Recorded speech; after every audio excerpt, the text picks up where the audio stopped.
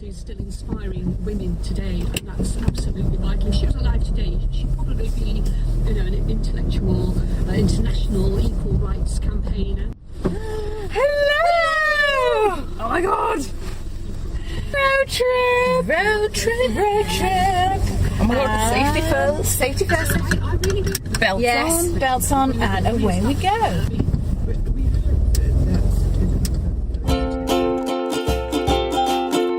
Welcome to the C Word, the Conservators podcast. Today we're talking about exhibition openings, and we have a special road trip. I'm Jenny Mathiasen, an objects conservator based in South Yorkshire. And I'm Chloe Ramsey, an objects conservator based in Greater Manchester. So what are we doing today, Jenny? Well, where are we going? We are going to Cambridge. What's happening in Cambridge today? Today is the grand opening ceremony of the Zoology Museum. Oh, Yeah. it's been closed for how many years now? Is it 5 years now? Is it 5? Jesus, I suppose it might be. Yeah. Well, they closed just before we were there. Yeah, that's right, yeah. And that was in 2013. Because by the time we were there, they'd taken down the whale already, hadn't they? Yes, Yeah, they had. because Yes. we went to the storeroom with all the giant vertebrates. That was weird. Yeah. So we helped do some of the decant for that. Loads of spirit specimens. It was so fun. It was fun. amazing. Though I feel like weird. we did so much, but it was just a drop in the ocean to the amount that the rest of the team did over the 5 years. Yeah. Because I can't believe I've been keeping an eye on them on social media, and it's just been such a gigantic project. I mean, it's funny because I feel really proud of the bit I did. I know, me But then it's like, yeah, you did like 0.1% of like the decant. It's like, I'm still really chuffed. I know. Oh, yeah. So it will be really nice to see it again, because I've not seen any kind of photos of the inside of it. I am really excited because I've never visited the museum as it is. I never visited it before it closed. Oh. I never saw it before it closed because basically the first time I visited Cambridge was when I moved to Cambridge. So I never went. I haven't experienced the whale. I haven't seen this place in all its glory. I've seen it in this kind of half-packed state where we were emptying it. Everything's covered in tie bag. Yeah, and everything's a little bit dusty, and everything's being packed into crates, and it's very intense.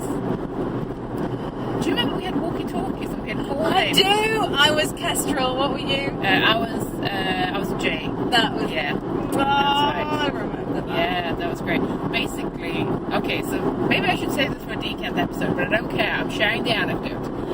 Basically, the store and the museum were so huge and the team was so small that if you needed help, you needed a walkie-talkie to tell someone where you were so you could have help, because you just weren't working together consistently, because everyone needed to go off in different directions and do different things.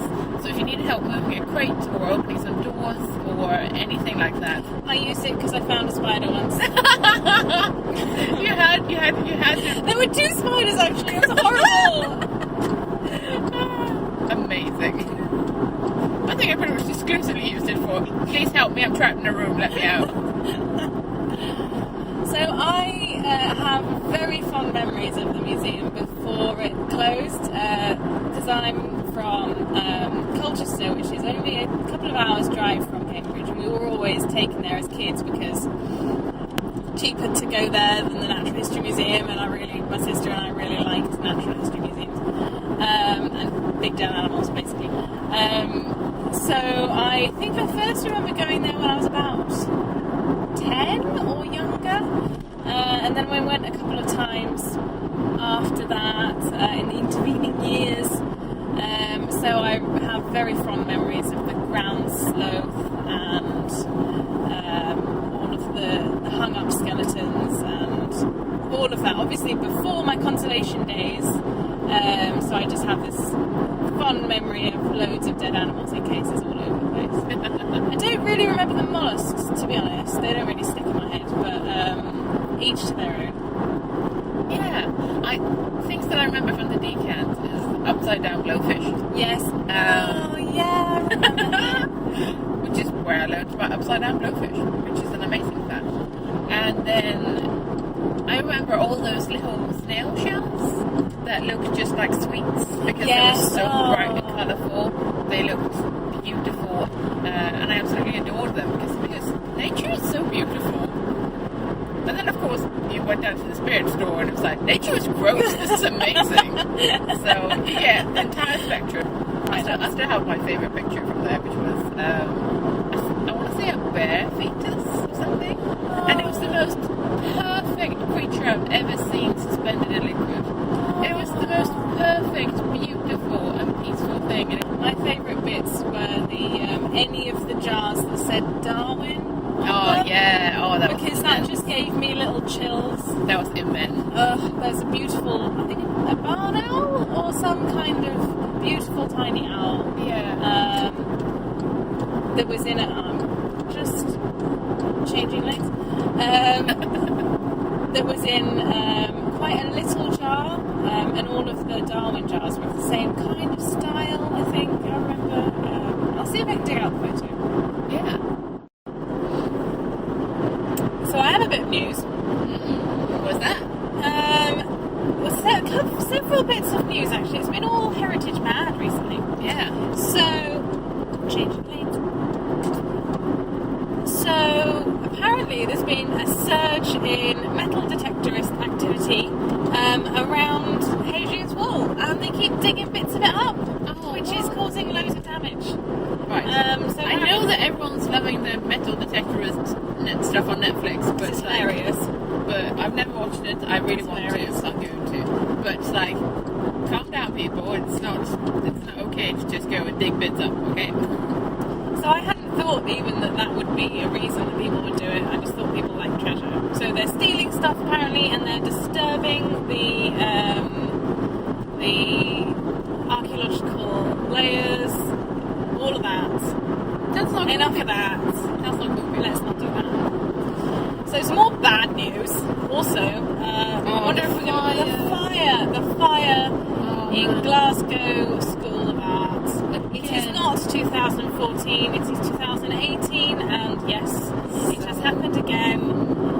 There has been a fire at Glasgow School of Art. I couldn't believe it. I had to check the date on the news. On the news, I definitely thought that was a joke. And I was like, that can't be happening. No. So it's worse apparently than it was before. Even. I've seen the pictures, and it's like heartbreaking. It's completely covered. It's amazing. It's just So they think that it could cost up to £100 million to redo again. Thankfully, there's a lot of support. Everyone's obviously very emotionally invested in this after last time as well. So there should be a lot of support for it. But for the people who've been involved in renovating it after last time, this must be heartbreaking. It's such a blow.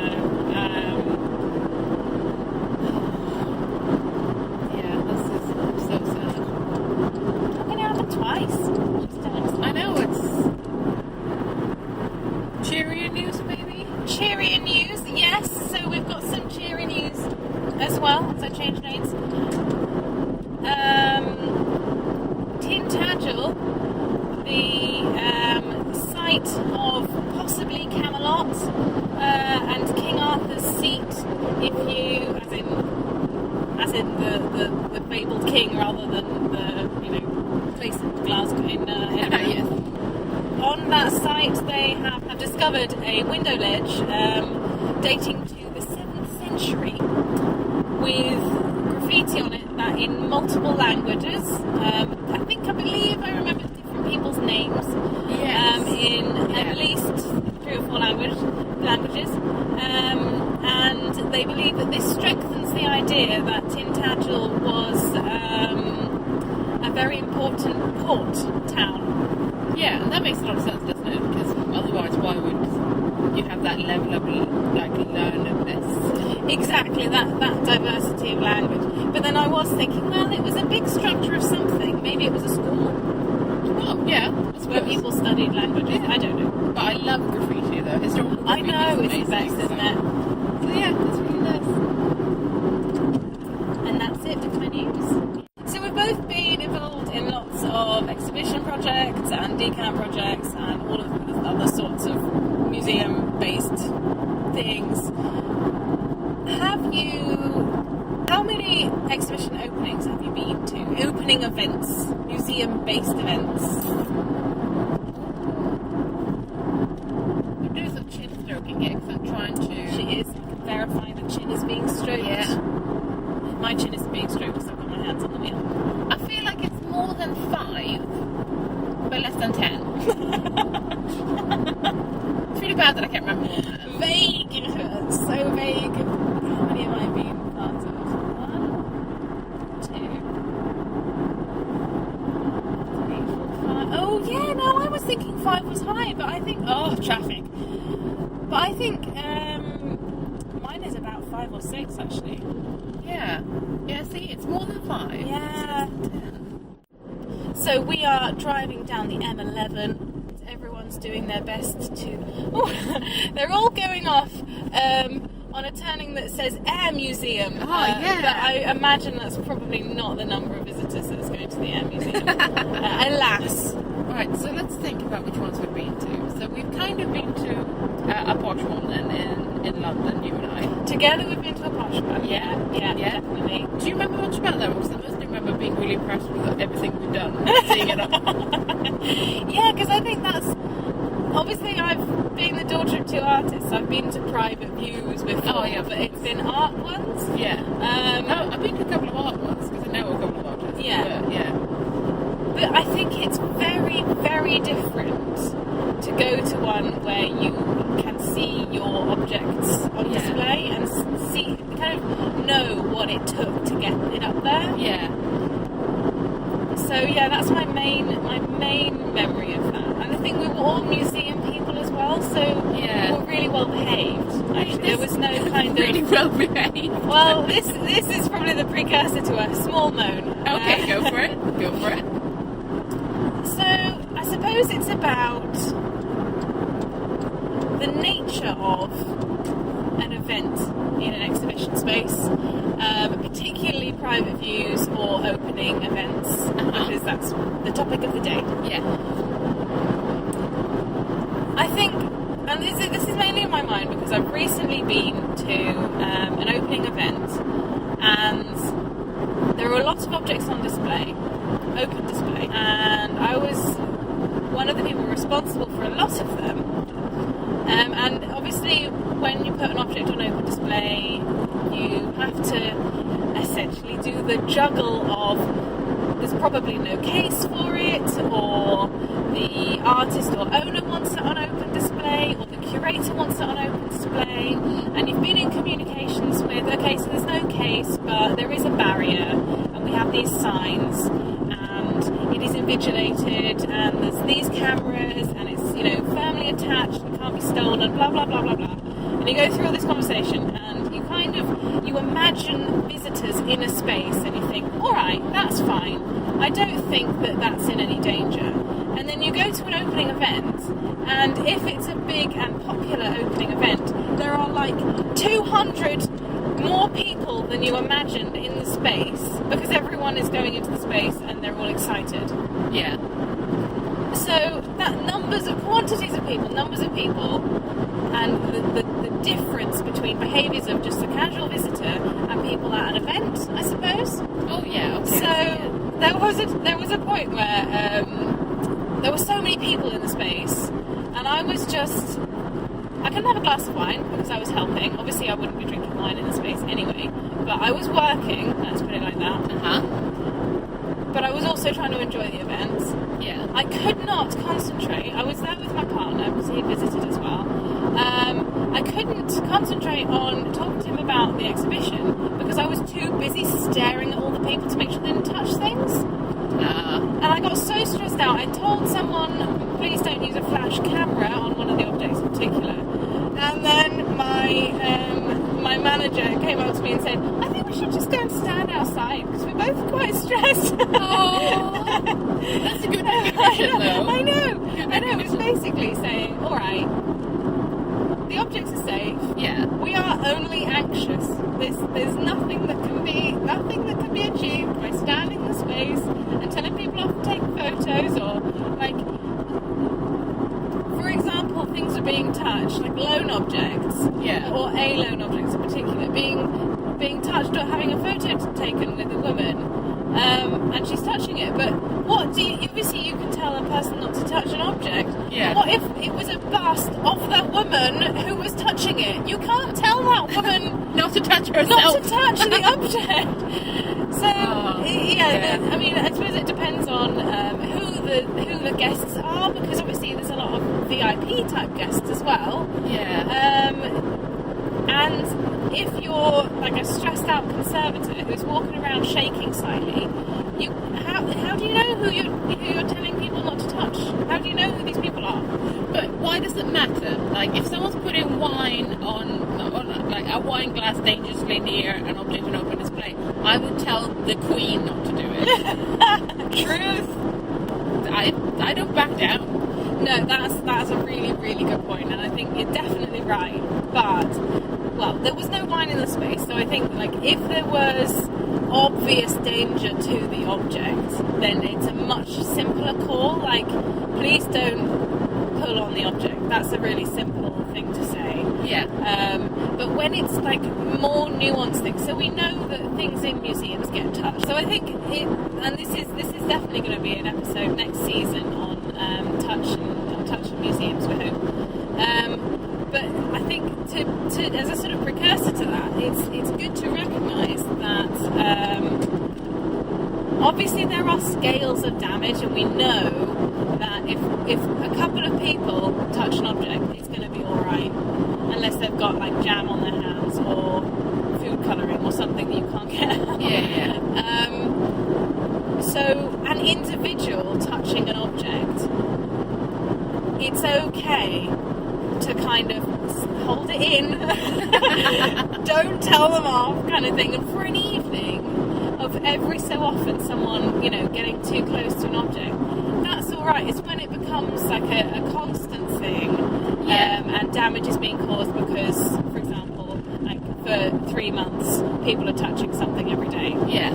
So I suppose these are all risk assessments, aren't they? Because it's like, I was asked, is it okay to have like the kids doing stuff with paint in a gallery which there are paintings high up on the walls? And I said, well, of course they're supervised, so why wouldn't that be okay? And they're like, well, they could throw paint at the paintings. And I'm like, they'd have to really try, and I should hope a grown-up, such as the parent or the person facilitating the event, both of which are there and have to be there, or any of the volunteers, will stop the child before that point happens.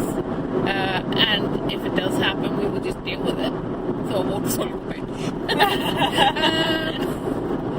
But I guess it's just a thing of, well, if it's like a one-off thing or a very rare occurrence, then I feel like you have to play it by ear a little bit and risk assess it. And go, okay, that's fine. That's fine. Absolutely. Though it's interesting what you say about the risk assessments, because I think I'm constantly realising this. I think I'm a bit of a dragon when it comes to letting people do things or not do things, because I'm thinking, I think I'd probably say no. Oh, I see, okay. Which would spoil the fun for everybody, but I would probably just have a blanket, no food or paint in the gallery, kind of thing. But then if you don't have activity and learning spaces, you've got to do what you can. Yeah, I think that's the fine line to walk. Exactly, yeah. So I think maybe I'm in a situation where I can just say, no, the learning space, the learning is for the learning space, kind of thing. Yeah. That sounds dreadful. Messy learning is for the learning space, let's put it like that. And I have in the past said no to things like, no, you can't have dry ice in here, or bubble machines, or popcorn. There's all sorts of things. And this actually comes into an interesting set of topics for events in general, and how to, I suppose, vet the event that you're doing. Yeah. Is it going to be okay in a space? How close to the space can it be? Are you considering that people could get covered in paint and then walk into an object space, into a gallery space where they could touch things and get paint on things? Yeah. Yeah. How much of a dragon do you think it's okay to be? I find that difficult to establish, mostly because I'm quite a relaxed person, so I'm probably more likely to say yes to things. Yeah. Because I'm more likely to go, yeah, that's fine. And also, I know this sounds bad, but they've got me in case things go wrong. You know, it's like, Yes. if things go wrong, I can most likely handle it. So I kind of feel like, but I'm part of the safety nets, and it's not going to go wrong because we've got sensible people in charge, and we're not leaving people unsupervised with, you know, like spray guns and paint. It's not Splatoon. You know. Yeah, no, I think I agree with you definitely, and I think I find it easier to take that attitude when it's about object use for some sort of specific object use for learning events or for like research or things like that. So I think probably I'm just a bit I need to work on my understanding of what can be done. Here's an interesting point, because I just discovered something about myself there. And that's that I think I'm comfortable with that level of saying yes because I trust those colleagues. Right. That's where I might be more mistrustful if the request came in that, hey, some like a community group just wants some objects from the collection to just sit around with for a bit. I'm probably much more likely to say no when I feel like it's unfacilitated, or it's like unsupervised, or I feel like we're not controlling the conditions. As for something's happening in the museum with people, I can tell I'm not comfortable with this level of intervention. I feel like I can have that dialogue. As for, I suppose, if it might be more of an external request, maybe I'll be more hesitant because I don't know them and I don't necessarily know how they're going to treat stuff, or I can't have a conversation with them because we don't have a relationship. Because there's something to be said about having a relationship with your colleagues. Definitely. Versus a complete stranger asking you for some stuff and then you going, just make sure you don't break it. Because the same level of trust isn't there, or it's not. Yeah, definitely. No, I definitely see that. And I think when I think about it, all of my examples that I can bring to mind have been from a previous place of work where there wasn't a designated event space that didn't have objects in it, and the events would be more sort of less communicated with conservation. Okay. So, for example, one situation in particular is I found out that an entrance space with loads of open display objects was being used for Christmas parties. And obviously this is part of the income generation for the museum. Times are hard, needs must, and everything. But I was cleaning that space particularly. This was years ago, so I mean, people who know my employment history might be able to work out who I'm talking about. Scandal. And I found like broken wine glasses and stuff in object spaces. Oh god, yeah. And while realistically it's probably just that, someone was cleaning and they accidentally kicked it into the space, and there was no situation of throwing a wine glass at an object. None of that. Yeah. But I think that just gave me, and other situations of finding popcorn in places and sweets and all sorts of things that shouldn't be there. Yeah. I think that just gives one a bit of a kind of negative impression, I suppose, of allowing kind of your more rowdy events or whatever, giving them space within museums around open display objects. Yeah. Obviously, display cases, as soon as you've got display cases, you're on firmer ground, because yes, you don't want food in there because you're going to be attracting pests and everything, and it's a mixed message to have loads of signs saying please don't use food and drink and flash photography in these spaces, and then you've got like volleyballs all over the place.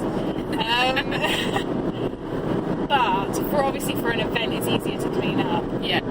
And for people who want to hear more about that, go to our food episode. Yeah. In which we tackle all of these issues. Right. Back to like our kind of experiences, like our opening events. We've been to a few. Yeah. We've been to a few together. Yeah. And I cannot tell you how much I, as a conservator, really appreciate being included and invited. Man. Yes. It's a huge deal. It is a huge deal. Even if I can't go, the fact that you've invited me is immense. Yeah. And it's such a recognition of the fact that we do hard work and that we've contributed to the exhibition and its success. Yeah, absolutely. So, if any like collections managers or like general museum peeps who like coordinate this sort of stuff are listening to this, then invite conservators who really work on it. Yeah, it's a huge deal. It's really important, because then you've got exhibitions are really hard, and I can't imagine how tired everyone who we're going to be seeing today, everyone who's putting the gallery together. Yeah, I can't imagine how tired they are. They've been working flat out on this project for 5 years. Yeah. And their work is being recognised by invites to these exhibitions. Yeah. To this opening. It's really good. I suppose this is the first, because I've not really been to a museum opening before. I haven't, no. Exhibition openings. So I guess in terms of opening events, they can be either kind of quiet and quite exclusive, yeah, or they can go all the way to really gimmicky, I think. I guess, yeah. But then I don't know how typical that is, because I feel like when I've been to really gimmicky ones, they're ones where it's a really small museum and they feel like they can't bring people in unless there's like a big event around it. Yeah. So the kind of launch of the exhibition gets baked into like a big, almost not like circus-like, but it's very entertainment heavy event that will draw people in, and then you can also funnel them up to the gallery going, we have this exhibition, and it's all themed together. I've seen this a couple of times now, and it's all themed together. So it's like it's the Victorian exhibition, and like the event is Victorian, and everyone's dressed up and stuff. Amazing. So I think it's a really fun idea, and obviously it's much more family friendly, and if that's the way that you want to go, then totally do that.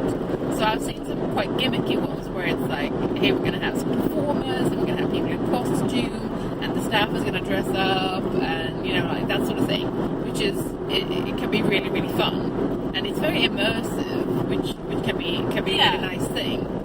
And then on the other side of the spectrum, we've got the kind of more like artsy kind of openings where it's like, ooh, a wine, or like put on your posh jacket and exactly, trot about with a glass of wine. Yeah, exactly. Yeah, trot about with a glass of wine. That's so correct. There might your be big statement necklace. Yeah, and there might be like some canapés or something. Ooh, definitely something I can't pronounce. Like, oh, let's have one of these things. That looks intriguing. Would you like one of those that's on a stick? Yeah.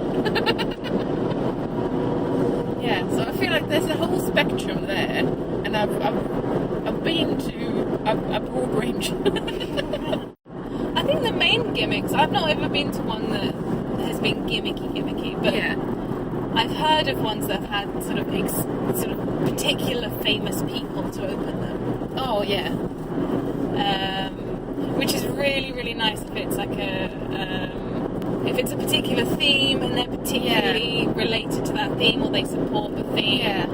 For example. Because I was thinking, I wasn't invited to this one, but I was aware of one near where I live and work, which was Egyptology themed, and they had like a famous academic who's like on TV a lot, like do their opening and probably do a little bit of a talk and stuff. Yeah. Like in addition to like, it being the opening event and mingling. So you can. That's a fun way to go. If you can't rope someone in who's like a big name, then obviously that will be even more of a selling point. go. But I guess it depends on who do you want at an opening event. So who is your audience? Do you want people who worked on it? Yes, you do. Yes. Do you want people to schmooze for? Is this for the VIPs? Is this for general? Yes. Is this for general public? Is it for select members? Is it for people who donated objects for it? Is it for the artists who created some of the art for it? I'd love to hear from people, like who they invite for these sorts of events, like how they select the kind of pool of guests, because that would be really intriguing. That's a thing, though, isn't it? Like, how many speeches do people have? Are speeches mandatory? I think speeches probably are mandatory. Yeah, I imagine there are speeches. Well, I imagine you have to do a speech if you're. I wonder who's going to do the speech. Yeah, that'd be interesting. Another thing that concerns us, I think we should collect opinions actually. Who has been mentioned in a speech? Oh, I see, yeah. Because who gets acknowledged? Who gets acknowledged? Because I don't think, as conservation, I've ever heard conservation mentioned in a speech. I have. You have? But only the one time. And to be fair, it was the head of conservation type person who was doing the speech because they'd been like the major lead on the exhibition in many ways because it was really complicated. So there we did get a mention. Good. Well, that's good. Yeah. So I was thinking as well about who delivers the speeches because I've had head of conservation once. Does be curators. I've only ever seen curators do a speech. I've seen like artists if it's like more of an arty one where they've done a major bit of the contribution or like, that sort of thing. I've seen directors do them. Oh. That might be it. Nearing Kettering. We are in Cambridgeshire. We have just passed the sign. Woohoo! Whoop whoop! Trying not to speed. The sky is completely blue. It is sunny. We've just passed a sign that says RAF Wittering. It's also hot. It is hot, though I've got the aircon on. Yeah. But like, if you can kind of see around you, it's a beautiful day. It is boiling. It is hot outside, yeah. Woo! Driving past another sign that's for Burley House. Anyone been there? Is it nice? It's a very nice sign. If you work there, shout out. Yeah. That'd be a massive loop.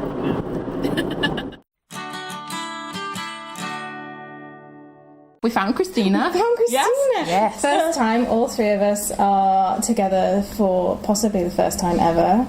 No, not ever. Not ever, but it's the first time since we did the C word. Yes. The C word has been done entirely remotely. This might be a strange concept to people, but we don't actually sit in the same room, which is why, audio quality and all that stuff, right? So, yeah, that's a thing. Yeah. So here we are, though. Yes, you've hunted me down and sought me out and tracked me to my lair. And So where are we? Where are we standing right now? So we are in the Museum of Archaeology and Anthropology in Cambridge, which is one of the 8 University of Cambridge museums. We are on the second floor, behind a secret door just off the main gallery. Where nobody gets to go. Yes, which houses the sort of anthropology stuff and upstairs conservation. And an impressive amount of books right now. Yeah, there's loads of books on our right-hand side. There's an amazing That's a section good of library. books. I'm having such library envy. I'm I want to read all of these. Also, unaccountably, a packet of little Lucky Pig Pasta shapes. Yeah, don't know who that belongs to. Do you want to go upstairs? Yes. Oh. Come upstairs. Oh. What's in that room? That's our workroom, as I'm sure neither of you know. We've never been in this room before. I should say we're here because I work here. Hello. Hi. Hi, this is Karen, who's a conservator in private practice who is working on one of the objects that's going to go to the Royal Academy for an exhibition that opens in September. Fabulous. Oceania.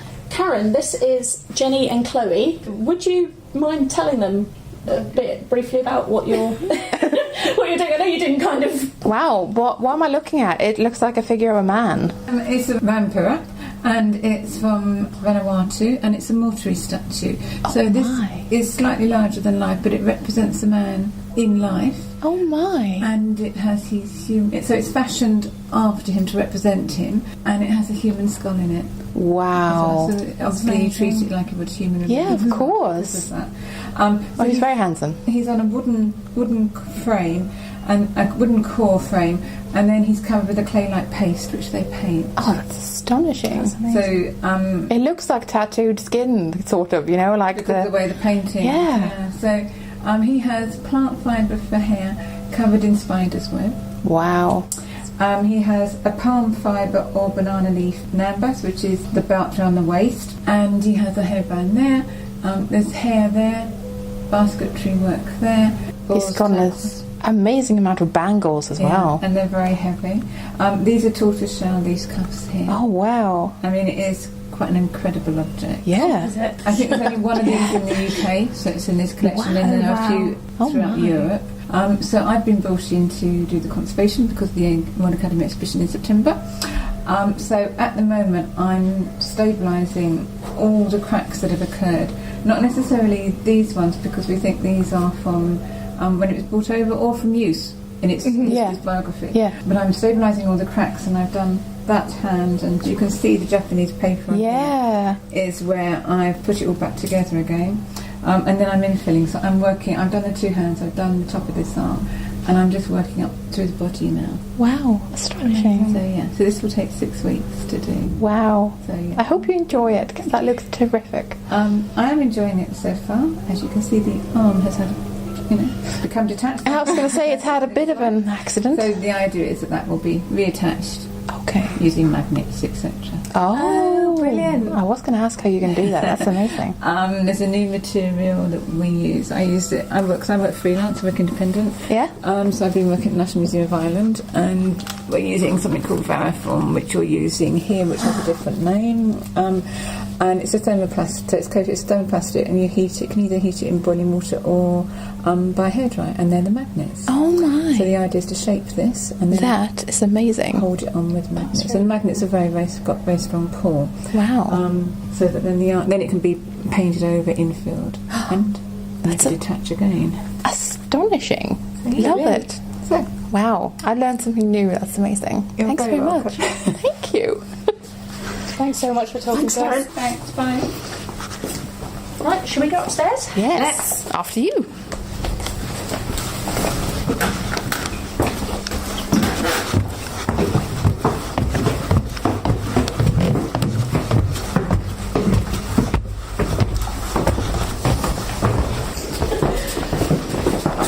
This is the conservation lab, and this is Kirstie. Hello. Hi. Who is the UCM Organics Conservator. So, what have you got going on in here? It's a bit of a random mix at the moment. So my conservation student, Deepika Nadkarni, he finishes last week. Has just finished working on a Gamby head that's described on the database as a mask, but we actually think it's a Macionet head. Amazing. So it's like a carved gold face and then horns sticking up from it. It's amazing. Yeah. And we think that the actual cranium of the deer is underneath as well. That will make sense. Oh, amazing! I mean, if you have an actual anchoring point, you would just use that, wouldn't you? Yeah. So that's what Deepika's doing. Amazing. My desk is actually pretty clear at the moment. I was going to say, usually your workspace is a lot tidier than mine. She does have a tiny tag on there. I do. So I've just finished working on the Star Car exhibition, which is the major exhibition for MAA at the moment. Exciting. And I'm about to start working on some West African material that's going into another case. So you've caught me between projects. Christina, what are you doing? I'm working on all the other stuff that Gary's not doing for the loan to the Royal Academy. Of course. Several dozen objects. Wow. By September. Wow. So going to keep you busy. And also finishing off another loan that's going to the National Maritime Museum for what looks like an absolutely awesome exhibition on the history of British tattoos. That sounds immense. As part of that, they are borrowing, I think, 7 or 8 tattooing chisels from Polynesia. Oh, wow. From us. Wow. And also a tattooing mallet and some tattooing resin and a bowl of so the things that would have been used to make the kind of traditional tattoos you see. Amazing. And is that the bowl with the tattoo resin residue? Yes. Yeah. Amazing. But also a lump of red resin and a lump of black resin as well. And I have to say the chisels are some of the most terrifying things I've ever seen because the thought of actually having these used to make tattoos on squished into it's kind of slightly Is that bringing one me on out the at table times. now? That's one on the table. Which Oh my is God, that's that's a turtle vicious. shell. It does look vicious. Yeah, so the needles are probably an inch and a half. Yeah. Oh. Like Multiple needles. at one time. And then to go with it, we have this kind of wooden spoon thing, which is the mallet. Which Oh, is used no, to no, kind no. of knock the Oh, no. I was thinking of something much worse when you said mallet. I thought you were thinking To be like honest, a if tent you've peg got mallet. some kind of sharpened shark's teeth, which some of them are made of, Oh, or no. nails, or what else have I seen? Yeah, bits of bone and shell and so on, basically on the end of a piece of cane. It's gonna and hurt sharpened. regardless Yeah, it's going of to what's hurt, hitting whether it, it's been yeah. hit with a wooden spoon Yeah, or a yeah, massive kind of comedy mallet. Yeah. So the mallet looks like a miniature paddle. Yeah, Yeah, it does. paddle. Yeah. Type, so. Yeah, It's like a very description. yeah, Wooden spoon. Well, it's somewhere between paddle and a very flat wooden spoon. Yeah. And I mean, some of these things are really, really sharp. I mean, I've been quite careful while assessing them and treating them as well. So I don't think it would need a lot of force to break the skin. Also, you're not trying to drive them right in. No. You're just trying to get the ink just under the skin. So actually, a few gentle taps. But anyway, they have slightly made me Cringe a bit. cringe a bit while working on them. So. Doesn't seem like tattooing was for the faint of heart, really. No, but I mean, modern tattoo parlour, modern equipment, sterile needles and stuff is a bit different. I think. Sounds like an I think you have to amazing be quite brave. Yeah. Yeah. So that's at the National Maritime Museum in August. Exciting. Excellent. And then the other stuff I'm working on is for the Oceania exhibition at the Royal Academy, which opens in mid-September. Brilliant. Very nice. And It's a good summer and autumn for exhibitions then. Yeah. It is, yes. Yeah. Sweet. Excellent. Well, thank you both very much. Thank you very much for talking to us. Yeah. And have a fabulous evening.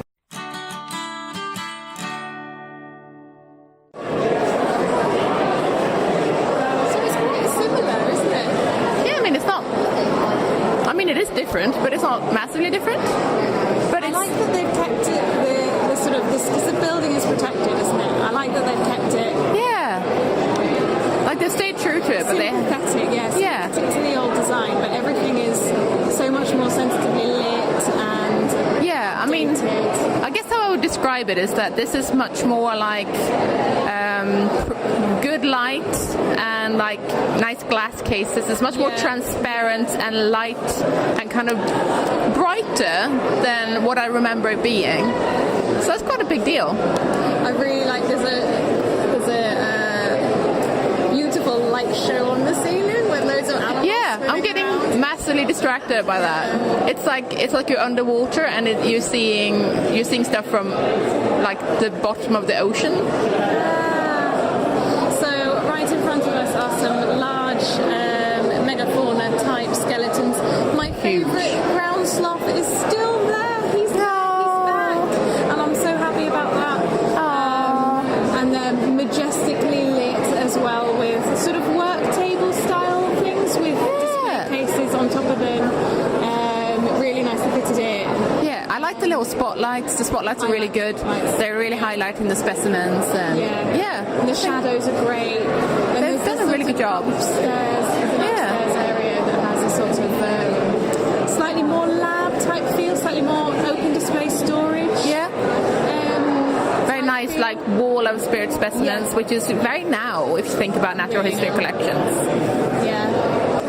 So we've listened to some speeches, we've had a little bit of fizz, and now we're going to go to a lecture theatre and listen to David Attenborough for a while, which is amazing. Yes, and conservation got a mention. Yes, it did, and not in the biodiversity sense, but like in museum sense. There was a biodiversity sense as well, but there was also conservation and the installation team as well, which I was really... And the volunteers, which is pleasing. Yeah. I was really pleased to hear that. Yeah, that was really good. Well done, men inventions. Yeah. No, I suppose we better get to that lecture then. Let's get to that lecture. Okay. Where are we going? Follow someone. Who knows? Follow someone. That person looks like they know. Follow them. We're both eating polos, so this will sound weird. Yeah. This wasn't a good idea. So we are now waiting for Sir David Attenborough to come on stage. We're about to listen to Sir David Attenborough in conversation with Liz Bonin. It's a special talk. I'm not For the sure. opening. For the opening. I'm not sure exactly what about. There seem to be samples and boxes of specimens But David on the desk. David Attenborough is going to be talking. I'm just happy. That's all you need to know, really, isn't it? Yeah, exactly. This is being live streamed as well, so in the show notes we'll link to the live stream. Yeah, assuming it goes up somewhere, which I hope it Assuming does. that we can do that. Yeah. But yeah. So, yeah. Ooh, it's exciting. I'm excited, yeah. I wonder where he's sitting. Do you think he's having a cup of tea? Oh, I hope they get him biscuits. Good biscuits. They better. Yeah, really nice biscuits. So we are here with Natalie Jones, and she is the conservation mastermind. Is it fair to say one of the conservation masterminds behind behind the redo of the Museum of Zoology? Yeah. And she's had a lot of support, but she's been manning the ship from day one, really, haven't you? So it's over. It's How do you over. feel? 4.5 years later, it's over. Yeah. I'm in shock, I think, that we've got to this stage, and just so grateful everybody's appreciating it and amazed by it, because they are a fabulous collection and it's a fabulous museum. It's amazing. And we did it. Yes. Yes. Describe your last week in short polite terms. In polite terms. Red Bull drip. Red Bull drip. That's my favourite style as well. Yes. Definitely sponsored by Red Bull, whether they know it or not. The last week has just blurred into one. Like I was just saying, I don't know what day it is because we have been working frantically. But we have 4 other conservators here who have been working every minute of every evening to get this done. We've been frantically labelling at the last minute like everybody does. But yeah, it's been a lot of fun and it's super satisfying to see it all come together. It looks fabulous. It looks really, Thank really you. good. Really, really good. Yeah, it was quite exciting to install. Well, the last object I installed anyway was at about 12 o'clock before I decided enough was enough and I need to go and put a dress on. So that giant earthworm on the mezzanine was the last one I did, and quite proud of that. Yeah. Last minute install, but to see it all come together has been amazing. Fantastic. It's a long journey, and you both were involved right at the beginning. Which feels like forever ago now, but then at the same time not that long ago. Yeah, it's weird. But then I've never seen the museum with actual stuff in it, so I'm just impressed. I know, it's really fabulous. weird, isn't it? And it's strange to see people in there because it's kind of been our empty space for so long. To see people in there, it's amazing. Yeah. So one more question. What are you doing next week? Are you going to have a weekend? I have no idea. I have not thought beyond today. Honestly, I have not thought beyond today. I kind of feel like that's a familiar feeling for people working on major projects like this. What's this life beyond this point? Nah. I will somehow try and get a holiday in, but we still have lots that we want to add into the displays that we didn't have time for, which we want to do. So we've got a big back display coming, a big corals Sounds amazing. case coming, which we're going to do for Christmas, I think, with the hashtag Christmas corals. Love it. Why not? Love it. We've got more reptiles to add, so there's still so much more we want to add into the displays. I think for the rest of the year we'll just be adding it and supplementing it and taking it from there. That sounds great. Congratulations, you've done an amazing job, and congratulations all to your amazing team. Thank you. Well, you were part of it, so Tiny high big five. team Tiny effort. high five. Yeah. Hello. Hello. Do you know if there are Allen keys in the conservation lab? No. No, you don't know? No, there are. No, I was looking at the recording we're doing right now. Oh, I'm so sorry. We just really added to it there. Just finished off. Someone says, are there Allen keys in the conservation studio?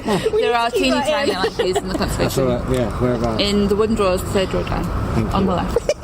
Thank you very much for speaking, Kirstie. thank sleep. you. I mean sleep. Yeah. both. Maybe both. Yeah. In sequence.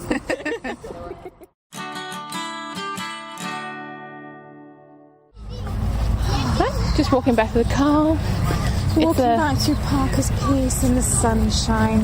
It is a really lovely evening. And I am knackered. I'm knackered, yeah. I had blisters, but that's fine. I thought I chose comfy shoes. That wasn't true. I don't know that uncomfy. No, I think my feet just decided this was uncomfortable. I feel very kind of relaxed and at one with the world. That was a really extremely lovely talk by David Attenborough. I am kind of blown away by how marvellous he is. He's just such a lovely man. There's some fangirling now on the basis that we do quite like David Attenborough. He's so lovely. Yeah. So what did you think of the event? I feel like it was really nice to round off a kind of busy, buzzing affair, like an opening, but like a really thoughtful, not lecture, but conversational talk with an absolute legend. Yeah. Because now we're all just kind of relaxed and happy and a bit tired. But we're not tired and buzzed, we're just kind of, oh, this is good. Yeah. Yeah, I agree. And it was a nice kind of, it was a standard opening, but everyone was really excited to see David Attenborough, obviously. Yeah. My favourite bit was the sign interpreter, because it was sign interpreted. And brilliant. She looked so incredibly excited to be on stage with him. It was the cutest thing I've ever seen. It was so sweet, because we all felt it, right? We were like, I know, you're on stage with him. But now we know the signs for various really interesting zoology things. So ovum is a brilliant sign. Tiger is probably my favourite. Yeah. What was your favourite one? My favourite was, I already knew museum, which is basically kind of an M shape. But my favourites were diversity. That was a lovely one. Which is a hand flutter to the side. And then specimens, which is just someone plucking loads of little things and putting them into boxes. It's like, oh my god, that's the best sign for specimen. It's really good. Thank you so much to Natalie for talking to us. And it was really lovely. And Kirstie and Christina, of course. Beforehand. It was really lovely to catch up with Christina. It was really nice. Yeah, she's a really nice day out. Happy days all round. Now I feel really relaxed and I've got to drive for 100 miles or so. Maybe you should have got you something caffeinated. Orangina's not caffeinated. It's such a lovely evening. It's such a nice evening. Like, the sky is ridiculously beautiful because the sun is going down and everything's green and lush and beautiful, and it's a great day for a road trip. It's a lovely day for a road trip. Lovely day to be. And I've had KFC, so I'm really happy. I had McDonald's.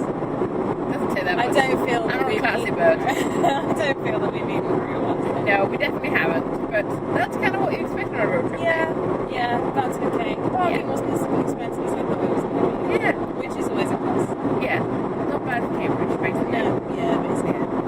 But the galleries, new galleries, are absolutely amazing. The refurb has been amazing. I look forward to going back and seeing it with a bit less people. It's difficult to see the So display. many people, I really like the simplicity of the design. I think it's really sympathetic to what it was before, but modern enough to have longevity for the future. All of that. Really and oh my god, the shop is amazing. Oh my god, the shop. Yes. So I spent some money, but not very much. It's fine. It's not out of control. But I spent some money. So we met some friends. Yeah, met some friends. There was nice chats. There were speeches. Oh, so many speeches. About at least 4 speeches, right? Yeah, I think that the relevance of these things is increased if you know the people. And you know the relationship of the people.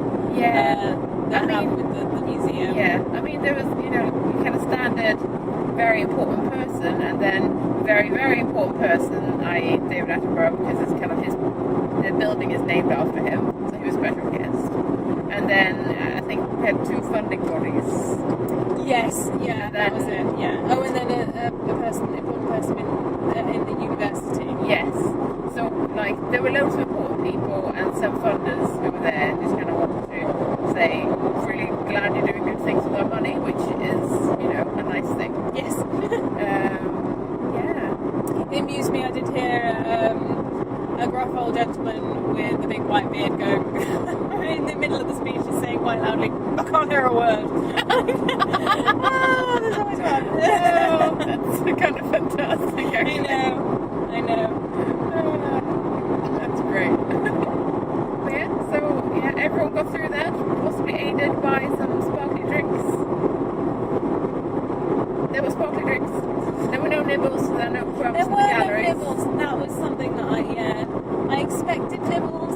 I was both relieved and saddened that there were no nibbles. Relieved from a conservation point of view and saddened from a stomach point of view. Yeah, exactly. Yeah. Though I guess it depends on the quality of the nibble, because I don't find that crisps is a very good nibble, because you take a handful and then you've got to cut up a handful of crisps in your hand very awkward, whilst you eat, and then whilst you eat and talk with people. Oh my god, the sun is amazing! It's huge and it's in my eyes and it's a bit dangerous. It's bright gold. I feel like at opening events, nibbles can be strategically deployed on tables. Like, you know, the tall kind of barista tables. Yes. They're quite small. So people kind of can't hang out too much. But it's like used as a strategic point of snackage. So people can graze. Yes. I've seen that done quite well. That's quite good. Because then people don't have to like go around with loads of crisps in their hands. Everything's very awkward. Still makes you have to have loads of these little snacking stations though, so that people can feel like there's some room to go. What kind of snacks have you seen at openings? Because I'm obviously obsessed with food right now. That's why I'm talking about food. Because I see obviously crisps, quite posh crisps usually, like reasonably posh. Yeah, I think it's normally crisps. Nobody gets out Pringles. Oh, which is sadly. which is a shame because that's great. But I suppose it's too recognizable. Yeah. So it tends to be the kind of more organic looking ones where you think that might be from a posh bag. with herbs. Yeah, basically. Exactly. My favourite, I've seen nuts before. That has the same problem as crisps. Yeah, it's basically a greasy covered food with salt and additional powders. I don't really think that works. No. I find it, maybe because I don't like eating with my hands. I don't like having grease in my hands. It makes me very uncomfortable. I see breadsticks. Oh, that's like, good. That's a dry snack. Yeah, or you know that kind of cheesy twist things that they have that's similar to breadsticks but a bit nicer. Yes. So I've seen that and they're so lovely. Yeah, and you can eat those one at a time. Yeah, and you can kind of wave it about. Not that I do. But you can just hold the end and nibble for a while. Yeah. It's not like it's a But it's something you can have. snack. It's something you can have in one hand whilst you have your glass of whatever lovely drink it is in the other, and you can still feel like a human being. As if you have crisps in one hand, you have to have your other hand free to put them in your mouth. Yeah. And that means you Or can't you're also sort hold of the drink. Snuffling from your hand. Yeah, that's just bad. Yeah.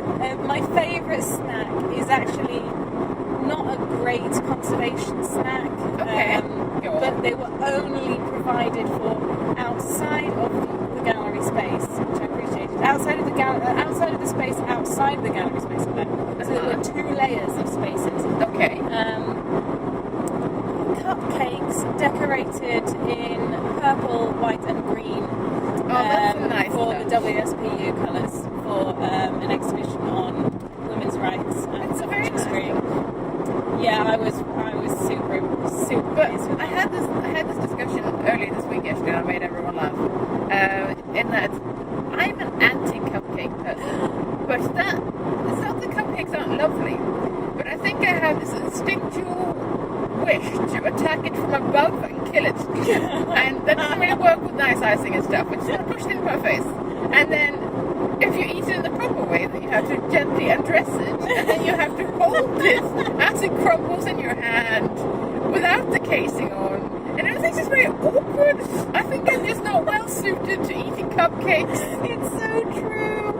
And now the icing is, I mean, there's an appropriate amount of icing nowadays on hard stand cupcakes. Yes. Because I want all of the icing ever.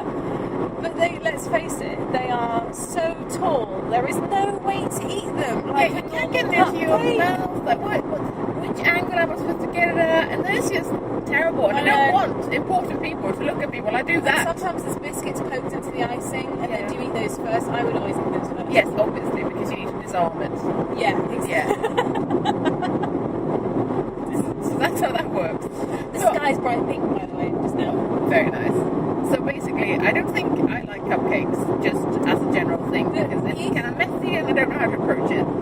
If you had, say, table space and a bin immediately near you, and possibly a napkin also, but that's never going to happen. You could undress it, split the cake, sort of horizontally, and then you'd have the bottom of the cake to place on top of the icing. Create yourself a mini Victoria sandwich. This is well advanced now. I like it. And then you could eat it with your napkin as a sandwich, and everyone would look at you like, oh my god, you've tackled the disastrous cake situation really, really well, and you're enjoying a cake. Another thing I've seen is people serving olives, which seems like a dangerous game. Oh, really? Because I love olives, but not everyone loves olives. Yeah, so it seems like, I think it's just when the exhibition team really likes olives and they don't give a shit who else eats them. Okay, do you get the little sticks? Yeah, you get the little sticks, and then, no. But it seems extremely messy, and it's very wasteful, because you're going to just dispose the stick every time. Unless you reuse the stick, but then you have to just go around with an empty stick until you get them. You are near the olive bowl, which again is that's true. And then where do you and also, yeah, exactly. And also, if you drop an olive, that's just oily and weird. So, like, that's true. Like, it's not. I don't think it's a popular option, but I've seen it, and I was weirded out by it. And I like olives. It's just this is not the setting for olives. No, that's how I feel. Yeah. No, I think I agree with you. Anyway, I'd love to hear what other people think are a good snack or whatever for an opening schmooze event. Yeah. Tell us about your schmoozes. Tell us about your amazing opening events or terrible opening events. We would love to hear everything. We won't name names, it's fine. You can name as many names as you want though, so, do what you want.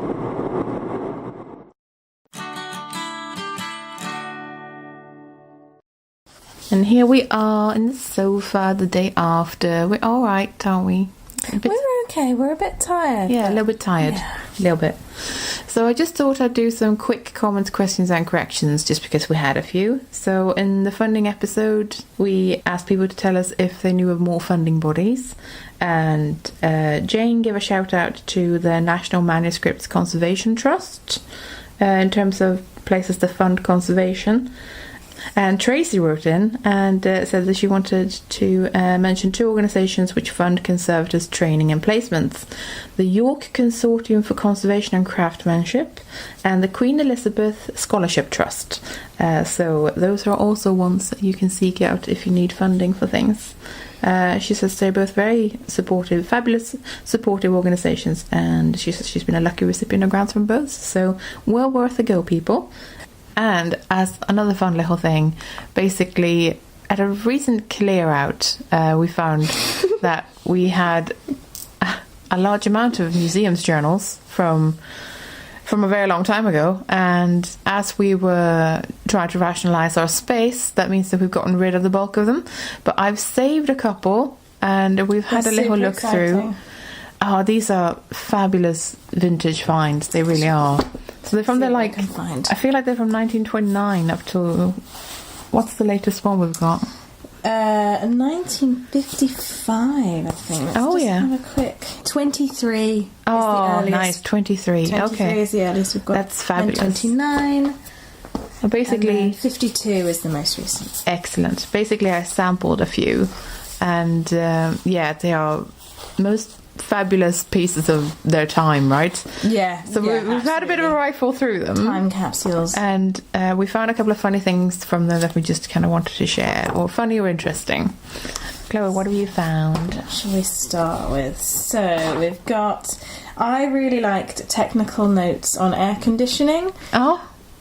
Because it's from February 1935. Oh my god. And obviously people have been controlling their environments for a really long time, but I didn't really realise how early it was a thing. Yeah.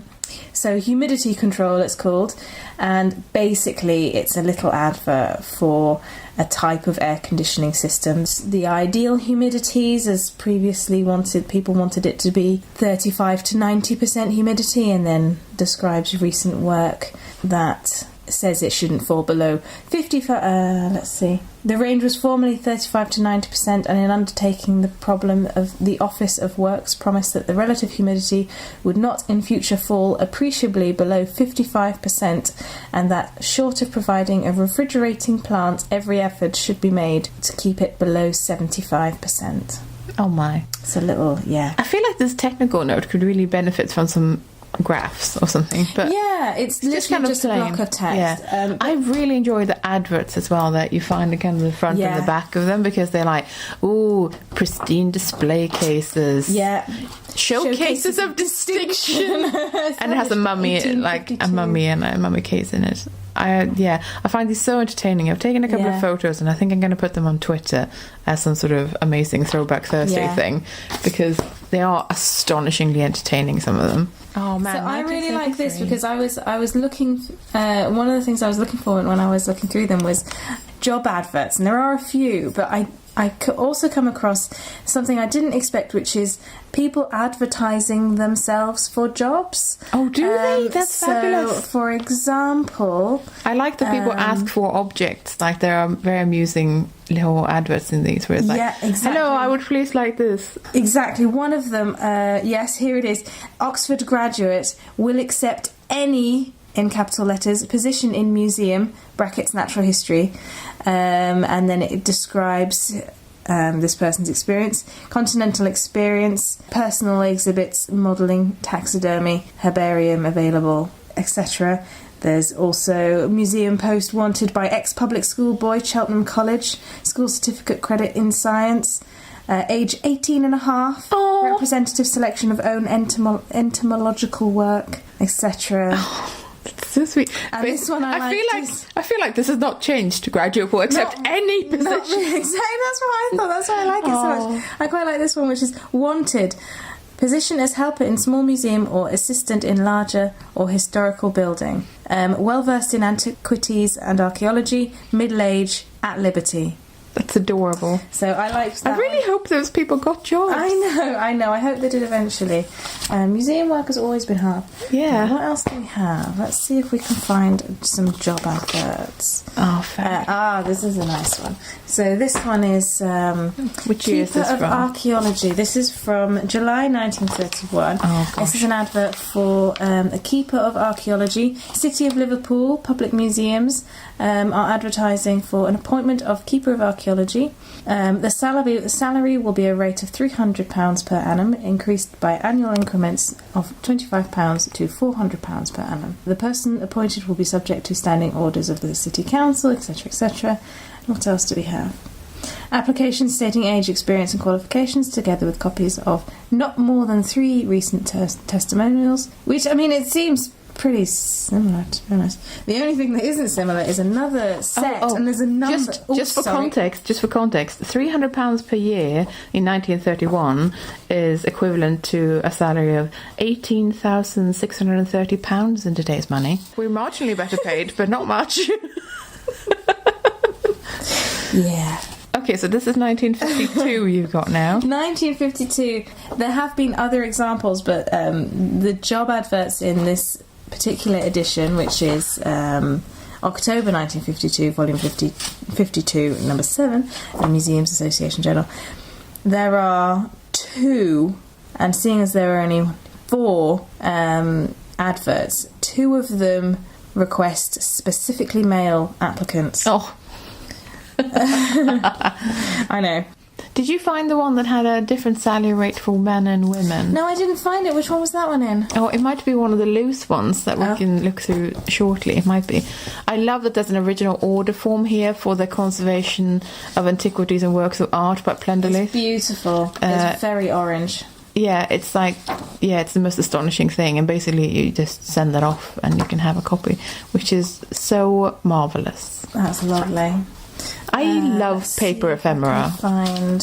Not enough to be a paper conservator, but I love paper ephemera. I love paper conservation. Absolutely love it.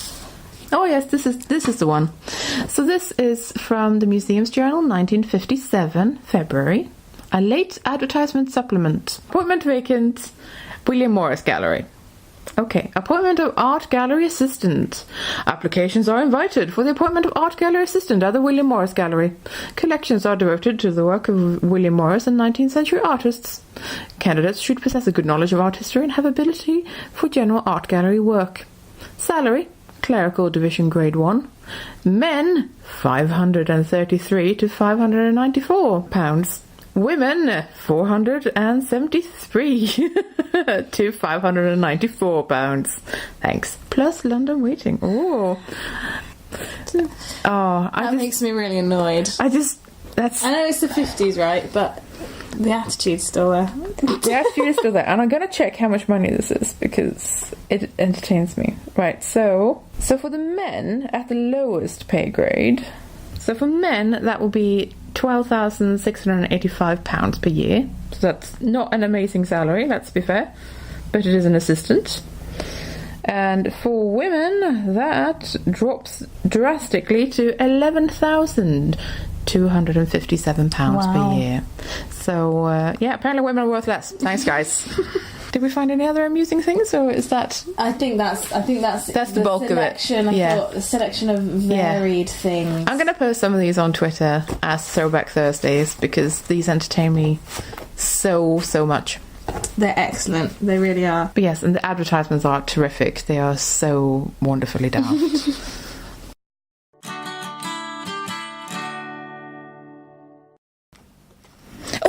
One last thing. Shout out to our new patrons. That will be Megan and Anthea. Welcome, both of you. Thank you so much for joining us as our patrons. And if you would like to support us on Patreon, you can go to patreon.com/thecword and subscribe to us. Basically, that means that you help support the show and can keep us going, which is, awesome. That's something we all want. And also you get some nice bonus materials, like longer episodes, and depending on how much you pledge, you might get, a merch kit, nice things. It's nice things. Trust me. Anyway, thank you so much and welcome to our new patrons. Woohoo! Thanks for listening. With the C Word, and you've been listening to Chloe Rumsey and me, Jenny Mathiasson.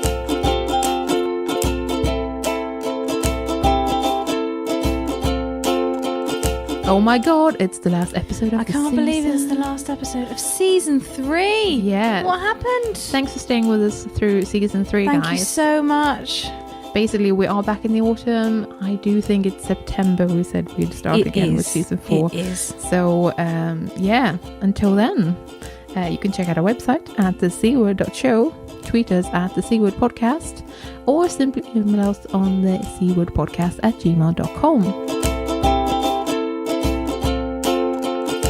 The intro and outro music is Spring by Didi Music, used under Creative Commons Attribution License. This has been a Wooden Dice production.